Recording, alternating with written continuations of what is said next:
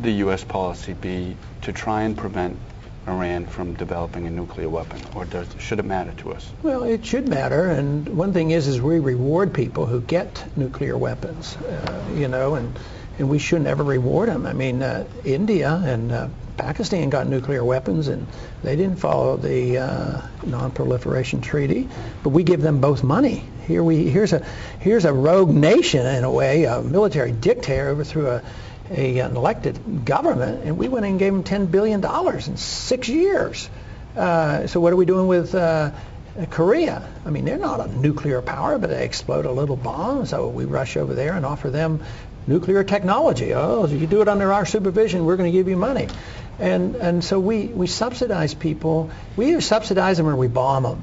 It's sort of like the issue of stem cell research. Why don't we have another option? Why do we have to either threaten them with bombs or reward them with taxpayers' money?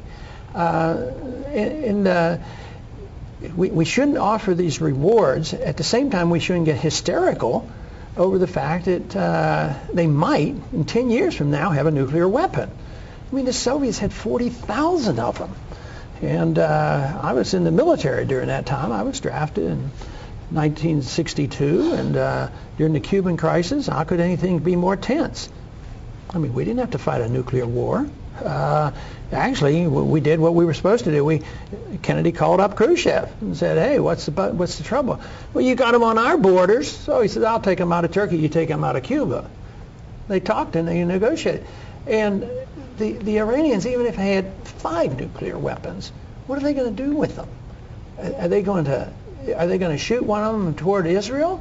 They would be wiped off the map within hours by Israel and probably the United States. So they're not going to do this.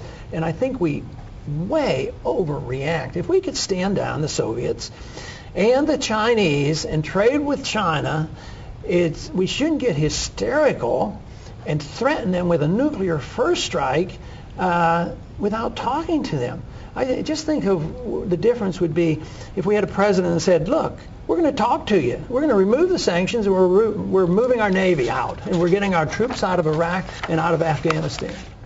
All of a sudden, I think oil would drop $20 a barrel if they believed us. Representative Marty Carlin, I'm the Sunday editor. Just to follow up on the Iran nuclear question, other candidates make the case that it may not be the government of Iran that's would have a nuclear weapon and would try to use it on the United States, but the fact that the technology, or even the weapon would be out there that a terrorist organization could get a hold of and use on us. It's and mutually assured destruction has proven to work with sovereign governments and countries with national interests, but if it's like an extraterritorial threat, like an Al-Qaeda or something like that, how do you deal with that? Given your desire to kind of eliminate the military footprint that the United States has around the world, do you see that as what kind of diplomatic or law enforcement efforts would you have in mind to try to guard against that? Well, like I said, I think they have a greater incentive to do exactly what you'd like to prevent by our policies. But if you're worried about rogue nations or groups getting them, you have to be pretty concerned right now. I mean, Pakistan's been involved in passing out information and dealing with the Koreans, and we were giving them money. So we were literally subsidizing the spread of nuclear technology. And so it to me doesn't make any sense, to think that we can just badger the Iranians, out of doing this. You have to be concerned about the nuclear weapons left over from the Soviet system. I imagine that's a much greater danger, and nobody knows exactly where they are. I think the odds of a renegade 100, 200, 300 Al-Qaeda up in the mountains are likely to be given the nuclear weapon by one of these governments is about slim to none. I mean, we can be concerned about it, but the likelihood of that happening is pretty remote. So we shouldn't design our whole policy around that. It's sort of like saying overreacting. Right now, we're insisting that we put anti-ballistic missiles that may or may not work and have another $1 trillion military industrial complex project and put missiles on the Russian borders because the Iranians might shoot a missile toward us. And people buy into that stuff, and it makes no sense at all. But it will contribute to the bankruptcy of the country, and that's what's coming.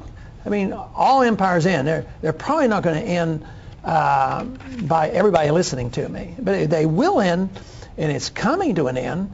It may be much sooner than anybody realizes, because all you have to do is look at the dollar. Every country in the history of man that overextended itself destroyed their currency. Even in ancient times, they debased the currency, and that is what we do. Every single day, we just create new money to pay these bills. It depended on people loaning us the money. At the same time, what was the announcement today? The Chinese said, we might not loan you some money. We might not be so generous. Believe me, that is a big issue. If you want to deal with a big issue, and that's related to foreign policy.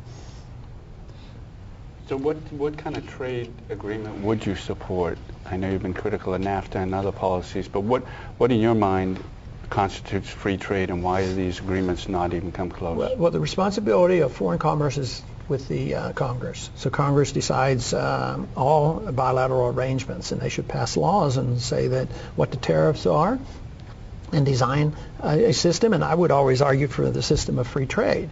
The Congress could unilaterally just write and say no more sanctions on Cuba. Travel to Cuba. Do whatever you want. You don't need NAFTA to another government level to manage the trade. NAFTA and CAFTA and the WTO, it just serves a special interest. It's nothing more. There are more times the United States go to WTO to get permission to put on sanctions, and put on tariffs. And they, excuse me, and they do that in the name of free trade. Well, they're not free traders, they're managed traders. And the other ones who react to it become protectionists. And I'm not a protectionist, but I'm not a managed trade person, I'm a free trade person. It would have never dawned on the founders of this country to think that we would have world government managing trade. So here we now have a WTO that's supposed to manage the trade, and they're eagerly trying to get hold of all vitamins and nutritional substances to control it for the benefit of the drug companies. And there's a big issue. I have that come up a lot in campaigning. The people who don't want to lose their right to buy nutritional and to participate in alternative medical programs.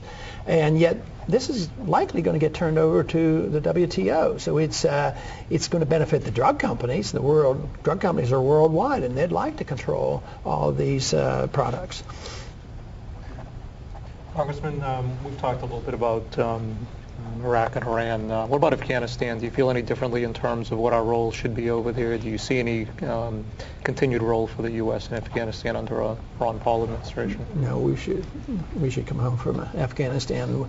The authority, which I voted for, was to go after Al-Qaeda. It was not to occupy and go into nation building and overthrow their government. It was to go after Al-Qaeda, the people responsible. And the truth is that Taliban probably tolerated the Al-Qaeda, but they weren't the sponsors. I think they were just tolerant. But here we are in nation building again. That's not going well. There's a big explosion today. More Americans have been killed. We're in the nation building, and it falls in the category of a mess, involvement in the internal affairs of another nation building, entangling alliances. We should come home from there too. Congressman, you mentioned that we should not be the world's policemen, and do you think should the world police itself? I mean, should there should that be the role of the United Nations, or what can countries do to I guess to keep the peace with the other countries near their borders, or in other situations like in Darfur or places like that? What should happen? Well, we should treat other countries like we treat Canada. I mean, it's getting tougher now to travel back and forth, but there was a time when I lived in Detroit, when I was doing some of my medical training. I thought it was rather neat. We could just pretty easily just walk over and come back. Now our government says I can't even go there without a passport. So it's getting worse. So no, I think going back and forth, and I mean, we're not going to fight with Canada. We're not going to fight with Mexico. It's bilateral agreements and the way we treat people.